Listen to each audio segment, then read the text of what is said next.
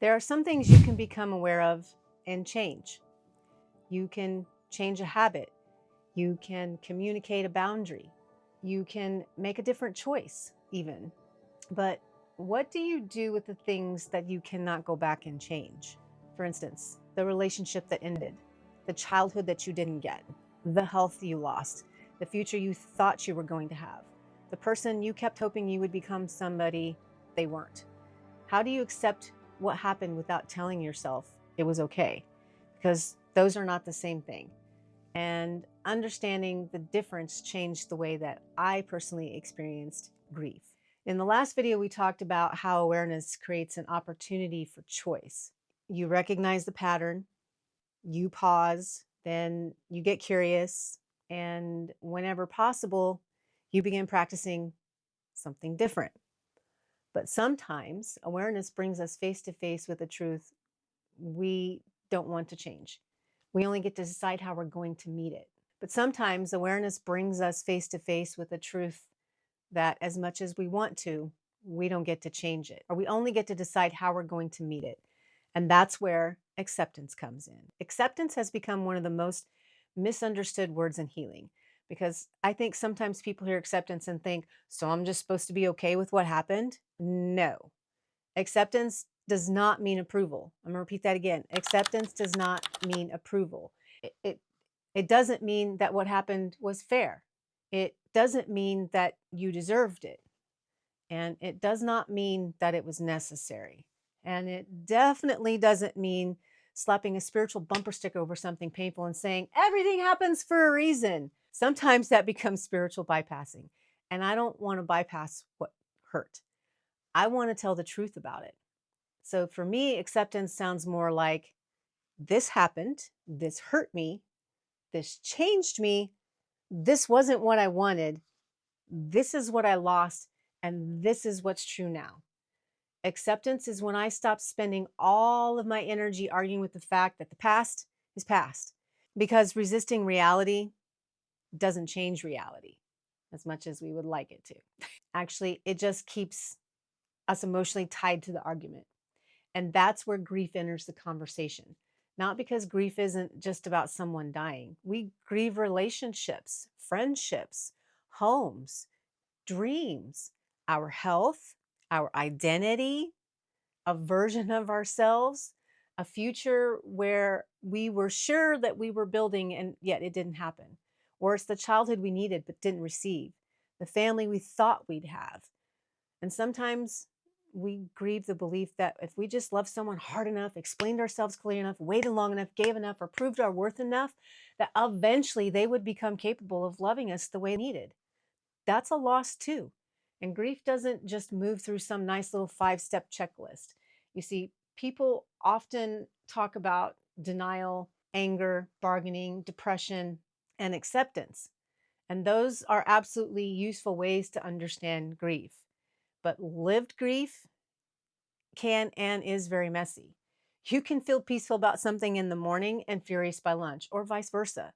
You can think you finally released it and then hear a song, a smell, or something familiar, or even drive past a place, see a date on the calendar, and suddenly it's all feeling incredibly close again. It rushes in and overwhelms you.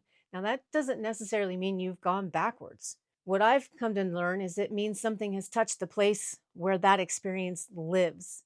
And this is the somatic part of it, the unseen beneath the iceberg that you can't see. It's your, smells, sounds, sights, touch, taste. These all bring us back to memories that live within us. And grief, it's kind of interesting like that. It shows up in our minds and bodies in all kinds of ways as we work through processing it. And for some of us, like me, it can look like a lot of rumination. And in that rumination, it's trying to understand.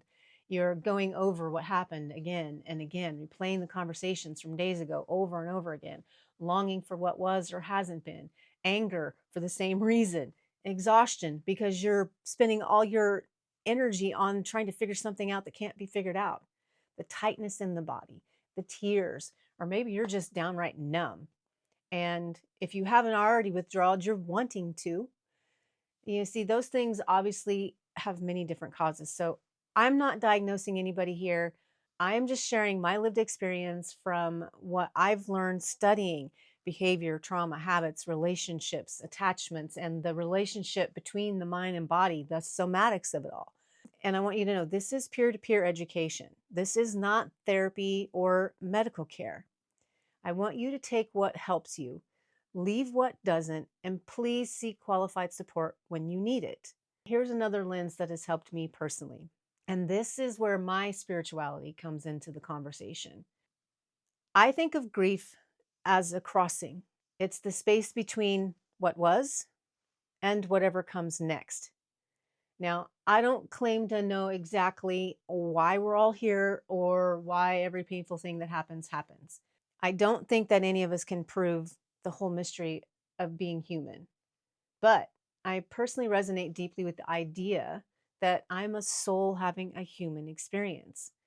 And when I started reading David Hawkins, the Map of Consciousness, when I started reading that and seeing the graphics of what an emotional spiral is, what is frequency, what is your emotional belief, like I have all of it mapped out and I would love to share it with you, but I'm not going to go into it too much in this video. It's a whole other video. Anyway, as I was looking at this experience through that lens, what it did is it helped me stop automatically interpreting every painful experience as evidence that I was being punished, the cause and effect. It also helped me see that I wasn't being rejected or that something was fundamentally wrong with me in my mind wasn't true. It was just a safety survival state. So I had to learn to ask better questions. Like, what if I can't see the entire picture from where I'm even standing? Or my favorite one, what if there's this perspective that's way bigger than mine?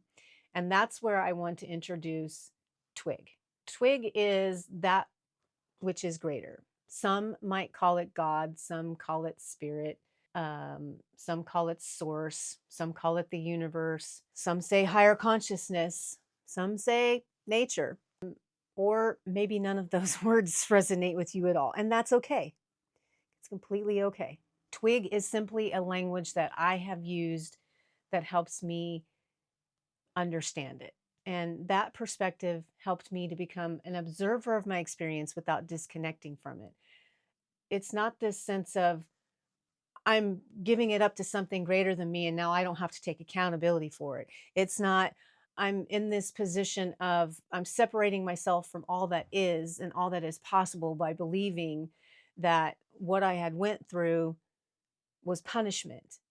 No, that is not it. It is this connection with something greater than myself that helps me to see that I'm not alone and that there is a bigger experience going on here. And within that curiosity, which I talked about a lot in the last video, it really helps me to take my awareness and transform judgment into curiosity, which keeps me from getting stuck in the rumination loops. But it also keeps me from enacting old behaviors and habits and beliefs that kept me in survival mode and kept me abandoning and self-harming myself through negative belief spirals, I guess you could say. So it had to become a shift from not how do I avoid feeling this to actually like, what is this experience showing me? What am I still attached to? What truth am I resisting? What am I being asked to release? And my favorite one is how can I grow through this without pretending it didn't hurt? And like I said, this is where I have learned that two seemingly opposite truths can exist at the same time. I can grieve what happened, right? But I can also still be grateful for what I learned in that experience. I can love someone and also know that they are not healthy for my life and still love them where they're at unconditionally, but with boundaries. I can understand what shaped someone's behavior and hold them accountable for how they treated me. I can forgive someone and still never give them access to me again. I can have compassion while also holding a healthy boundary. That's polarity. And we'll get into that in another video. That is actually the strange duality, I think, and I've found of being human. Life can be equally brutal and beautiful at the same time. And acceptance gave me both permission to hold that truth and release what isn't. Because here's the other thing that I had to learn: understanding someone does not obligate me to keep volunteering for pain. Compassion does not mean abandoning myself. You can say, hey, I understand why you are the way you are, and still say, but you cannot treat me that way. You need to namaste the hell away from me. You can recognize that someone has wounds. You can even recognize that they're still learning. And you can also wish them the healing from the bottom of your heart from a safe distance. And you can do that safe distance in a way that they no longer have access to you. And that is not cruelty. That can be stewardship. It's stewardship of your peace, stewardship of your body, stewardship of your energy, stewardship of your emotional safety, stewardship of your life. And sometimes what I found is grief is the price that we will temporarily pay for no longer betraying ourselves. Because letting go can hurt like hell, even when letting go is right. Now, for our reflective practice, here's something I want you to sit with after this video. And I want you to ask yourself, what reality am I still arguing with? And it's not because you should be over it. No. And it's not because you need to hurry up and forgive. No. It's to just notice, what are you still wishing had been different? And then ask, what would acceptance look like if acceptance did not require approval? So, for instance, maybe it looks like this: I accept that person is who they've shown me they are.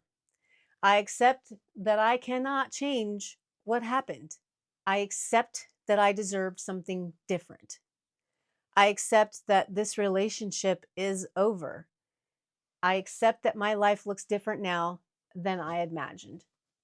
And then, what becomes possible when I stop using all of my energy fighting that truth? You don't need the answer immediately. Just let the question breathe. Breath, the gift of life. So, if something came up for you during this, tell me in the comments below if you feel comfortable. What is one truth that you're learning to accept without pretending that it was okay? And if you're working through a season where you're trying to make sense of loss, old patterns, changing relationships, or the person you're becoming, you'll find information below on ways you can work with me. Because what I've found is sometimes we don't need someone to tell us what to do. We actually need help seeing a map clearly enough to hear ourselves again. And in the next video, we're actually going to take another step, because once we stop spending all of our energy fighting what was, we actually finally can create some room to ask, what do I actually want now? Not what everybody else expects, not what fear says is realistic, not what you've settled for, but what do you want your life to feel like? Like, what do you want it to feel like? And how do you begin creating it? That's where we're going next. Thank you for taking your time to be with me today here on this Traversing the Trail episode. And I look forward to seeing you in the next one. And I wish you many blessings along your journey. You've got this. Keep going.